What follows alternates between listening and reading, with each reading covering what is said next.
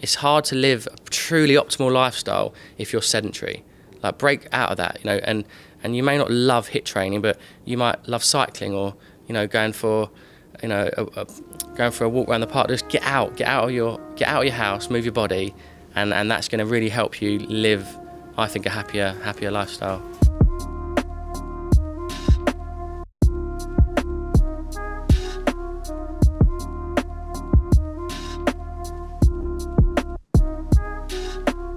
So for me, high performance is understanding the link between physical movement and exercise and our mental health, and not just understanding, but like utilising it, using that tool that can really truly change the way you live your life. Like, for me, exercise isn't just about looking good; it's about changing my mindset, my patience with the kids, my happiness. Like, I'm less stressed, I'm calmer. There's so many benefits from exercise that people don't often tap into, and so for me, I'm always promoting that message that, you know, you can change the way you feel by moving your body, and it's not just food. It's not just exercise. It's food. It's sleep. It's all these things that kind of people struggle with. But ultimately, when you let that into your life, when you let food, exercise, and sleep into your life, and you really embrace it and you respect it, you can just live such a happier life. You can really get through life. You can take on the challenges that we face, because, you know, with exercise, you can do it in the morning and it can completely change your mindset for the day. Or you can come over after a stressful day of work, do something, and, you know, when you walk back into the living room, or you come back into that house, you are fundamentally a different person. And so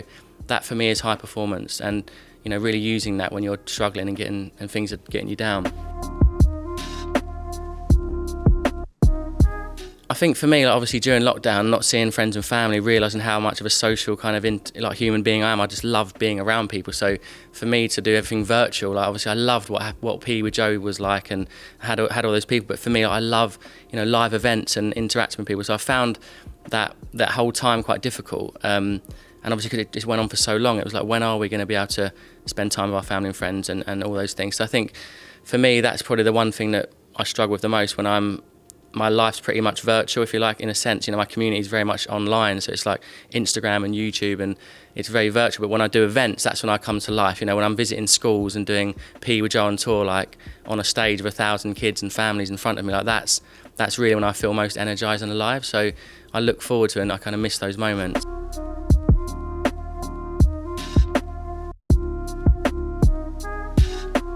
Definitely, yeah. You know, I think a lot of my joy and happiness comes from, you know, helping other people. And I actually had it was a real high. Like, PE with Joe was a high, emotional high. I was doing those live workouts, millions of people took part, and, you know, when it ended, I stopped and reflected on what I was doing, and obviously read all these wonderful letters and cards and things, and I processed like what I'd actually done, and I was there for people when they really needed it. Like, the people were really down, and there was a lot of people struggling, and so I look back at it. It was a fond memory and during a difficult time.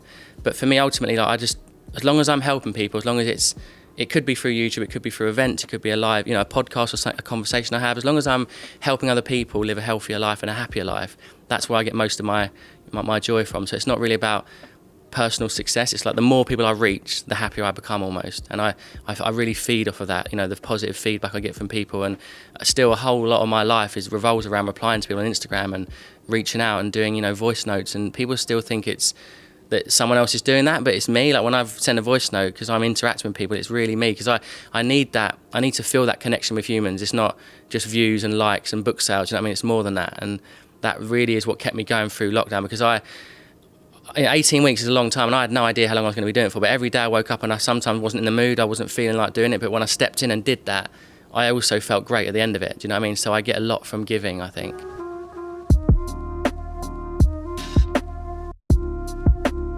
I often wonder that question, because when I do these events, like I did the PE with Joe tour, I visited 6 cities in 6 days, and there's like 3-year-old kids there, and there's 70-year-old grandmas there and grandpas, and I think, how is it I'm able to communicate and share the same message essentially with young toddlers and grandparents around moving, getting up, exercise, like lifting your mood and your vibe? And I don't know, I think it just comes down to the way I deliver the message. Like, I'm enjoying, people can see I'm genuinely enjoying it, like I do love it, I do love exercise, and so in that moment when I'm sharing those videos and I'm being the body coach, like I'm really at my happiest. And I think because I make it simple and accessible, I don't make it overwhelming. And I've had videos where like I get a stitch, or I roll over and get my inhaler out because I've got a bit of a tight chest, and I think people like the realness of me. Like, I'm not editing the videos, I stop and I sometimes get a stitch and I can't carry on, and that kind of makes you, I think people that do my workouts feel like I'm really with them, really going through the workout, and I'm struggling with them. And I think that makes it kind of quite motivating, I think. Yeah. Rather than me being some like superhuman fit guy that doesn't have breaks, doesn't stop. And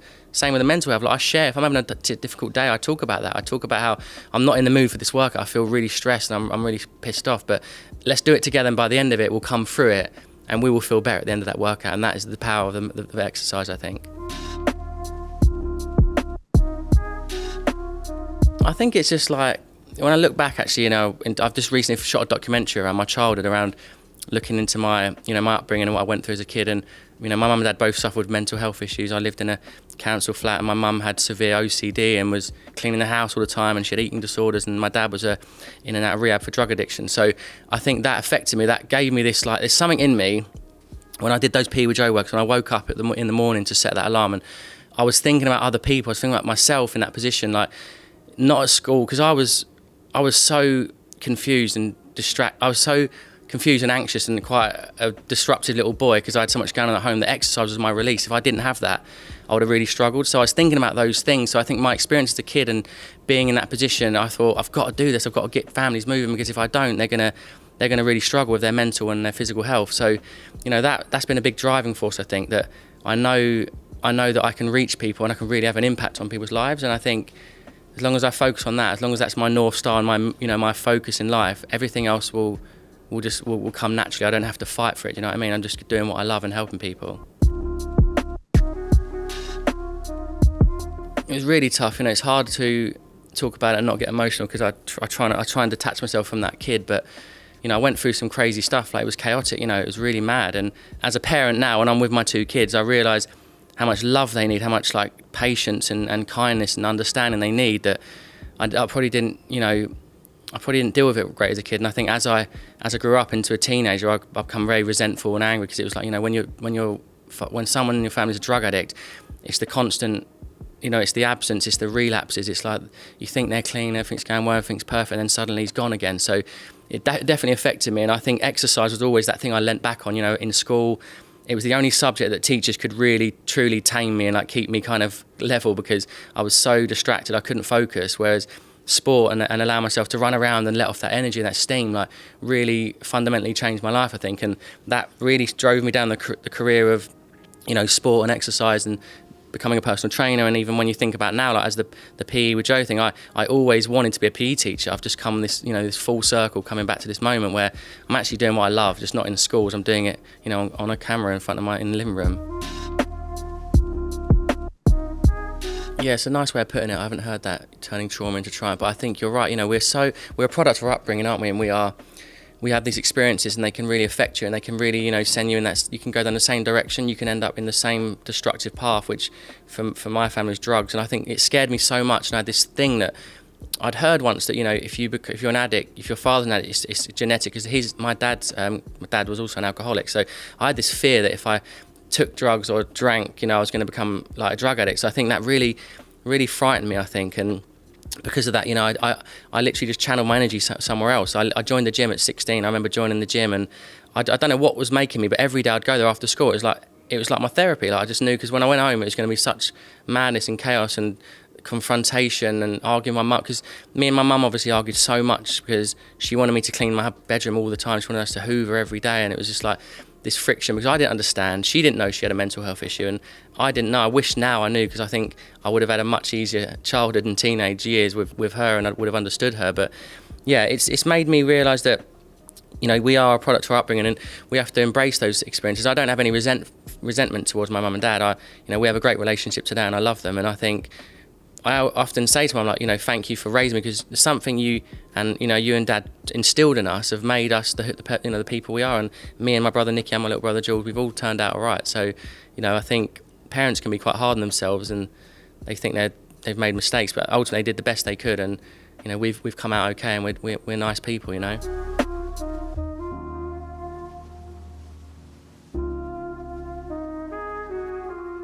The most important thing that we had was just like, although it was madness and, there was absence and there was confrontation, we always felt loved. And I think as a parent now, like, I know I can make mistakes, but as long as I let Indy and Marley know that I love them and I'm there for them and I'm stable and I'm going to be there for them when times get tough. Because I think as a kid, when my dad left, I would always think it was something to do with me, or, why can't he just give up drugs? Why why can't he put it down? But ultimately, you know, I learned to kind of accept that. And as an adult now, I can look back and I've got more empathy, you know, because at the time I was angry, but now I understand addiction. I realise that he needs to be, you know, I need to be pulling close and not pushing him away. And I think that's one thing I learned, from my childhood.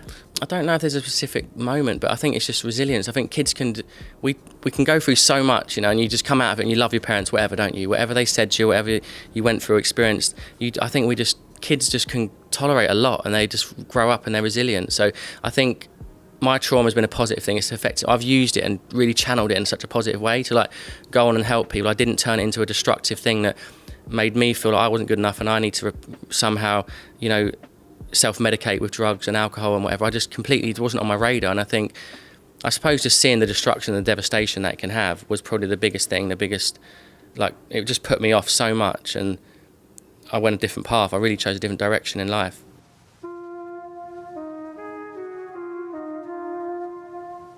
Yeah, I don't know, I'm very motivated, but I don't know where it came from. I can't put my finger on it and say I was pushed by someone, or I was, you know, setting goals at a young age. I just wanted to be a PE teacher because I love my PE teacher and I really liked the relationship with them, and I got on well with them, and I thought this is a cool job and I can help other kids who might be a little bit anxious and stressed and a bit frustrated, or maybe going through stuff at home, that I can be that positive role model in their lives at school.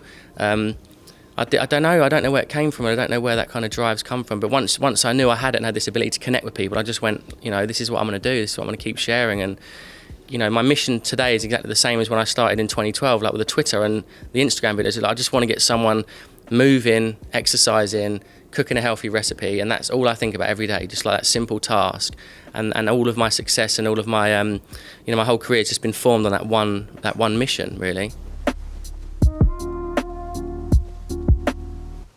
Absolutely not. Like, you're talking 2012, 2013, like I could see a few people on there sort of sharing videos and online recipes and sort of workout plans, but I was still a personal trainer in a park in Surbiton, an old deer park. I used to do the boot camps then. This is when social media was like just starting out, but I just really got a buzz when I shared a recipe. Like, say it was like 4 p.m, I shared a recipe, and then a few hours later people are tweeting me like pictures of that meal they made because they just like grabbed the ingredients on the train home. Like, there was something in that for me, something felt good about that, like a little dopamine hit, if you like. And so if there's any addiction in me, it's that feeling of like helping someone do something good and feel good. And I think that is probably what I love, and I can sit on my phone all day replying to DMs and engaging with people that have, like, you know, on the app or done the plan or enjoying PE with Joe. So I think that was that's a real big draw for me, like a big energy source, if you like. But I've lost my train of thought now. Building a brand. Oh yeah, but building a brand, that's just come from really just sharing content, you know, just being like passionate, I think. And I never thought I was going to, you know, I've sold nearly 4 million books, which is insane, right? When all I did was throw food in a pan on my iPhone in Surbiton. Like, I was living in a flat, and I was like struggling to be a PT. Like, I couldn't even get enough clients to my boot camp, so it was tough. But something in me, and it was very antisocial because I was on my phone, and people would be like, "Why are you recording every meal you eat? Why can't you just sit and enjoy this moment?" So I was very like antisocial in those early stages. But there wasn't this thing like, I'm going to get followers because I can get a book deal and, you know, a DVD deal in the future. Like, it just wasn't on my mind. But obviously so many great opportunities come when you have a big audience of people that are engaged in what you're doing. But it's accidental. But as I say, like, I'm a 10-year overnight success. You know, it's 10 years of free content and sharing videos and recipes, and then obviously things happened off the back of that. But it was never, I just built community, not brand. I wasn't like building a brand, but I definitely had this sense of building a community that were truly being impacted by what I was sharing, and that was amazing for me to see that.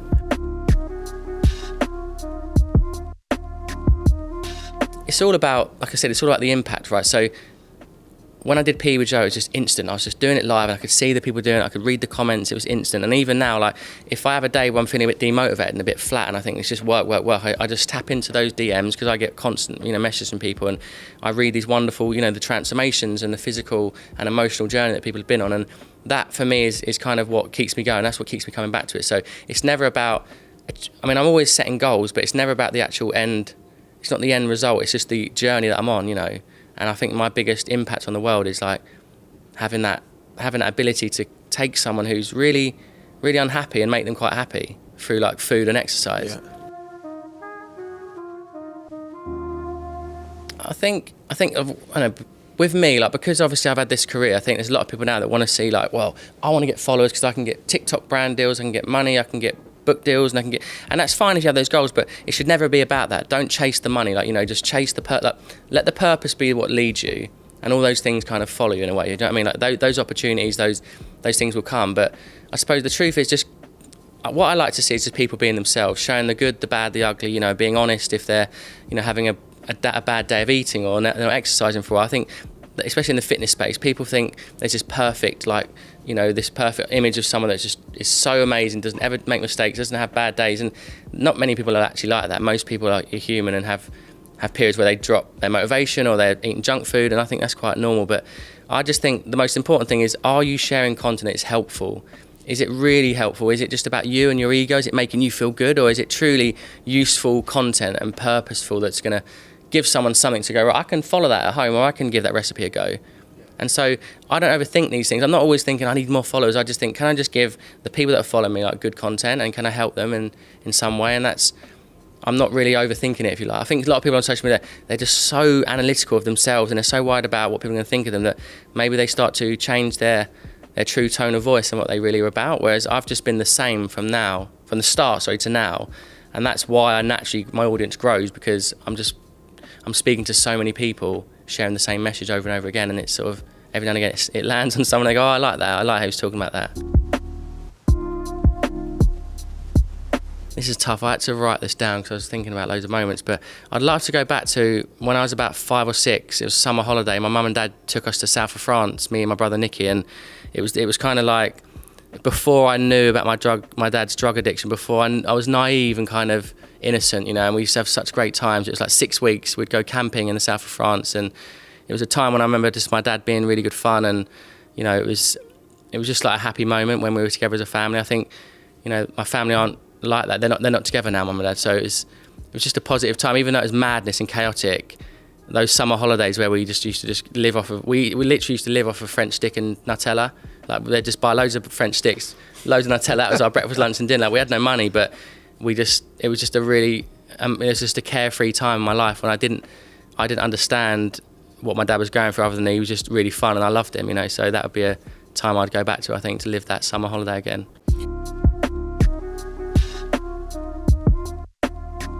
That's the biggest challenge, I think. When you're young, you don't understand, you can't really understand what's going on. You feel angry and resentful, and you feel like you're going to be in this forever, and this feeling is going to overwhelm you. But what I realised was, being angry at my dad and pushing him away was the last thing he needed, because addicts need connection, they need love, you need to pull them closer. So there's a lovely phrase that I heard somewhere, that the antidote to addiction is connection. It's not like banish them and tell them you don't love them and send them off on their own and let them be depressed and lonely. Like, it's actually give them a hug and say I love you, and I love you. Like, loving someone unconditionally when they're really struggling is tough, because all you want for them is to be happy and them to love you like you want to be loved. But sometimes you have to just love without expectation, without transaction. It's like, just let them know you love them and you're there for them, and that you're going to get through it. And I think that's a powerful, it's a hard thing to accept, but when you finally get to that place, you can really overcome quite difficult thoughts and feelings, and you can actually work through it, and your relationship could be stronger because of it, I think.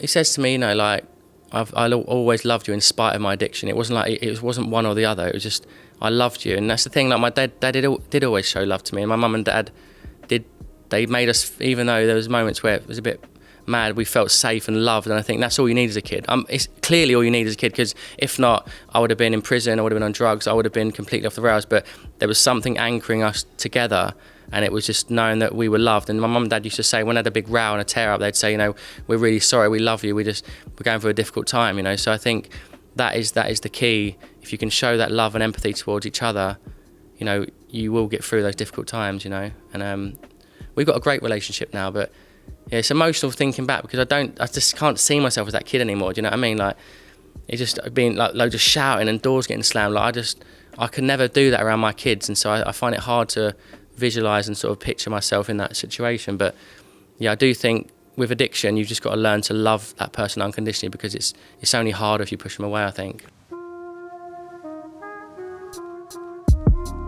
Oh, teenage Joe. Well, that's probably when I was at my most like resentful and angry and frustrated, because my dad was relapsing so much. It was like every few years it was it was the same kind of pattern. So I suppose I would say, firstly, you know, you're gonna get through it. You know, however you feel right now, however difficult it is, you're gonna get through this time. And when you do get through it, you're gonna actually go on to really help a lot of people, and you're gonna use that energy, and you're gonna have an impact on people's lives, like millions of people's lives, not just a few people that you train in the park in Surbiton. You're actually gonna help millions of people through a difficult time. So, you know, keep working, keep focused, and don't give up on what you believe in.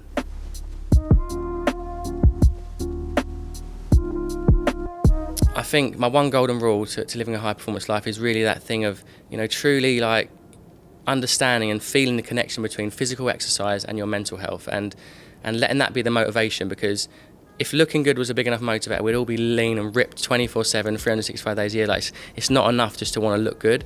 You need to want to feel good, and you need to want to, you know, put good food in your body because it makes you feel amazing, and exercise because you feel your relationships, everything. I think everything improves around you when you're being active and you're moving and you're getting fresh air and you're getting outside. So I think that's the biggest thing, that it's hard to live a truly optimal lifestyle if you're sedentary.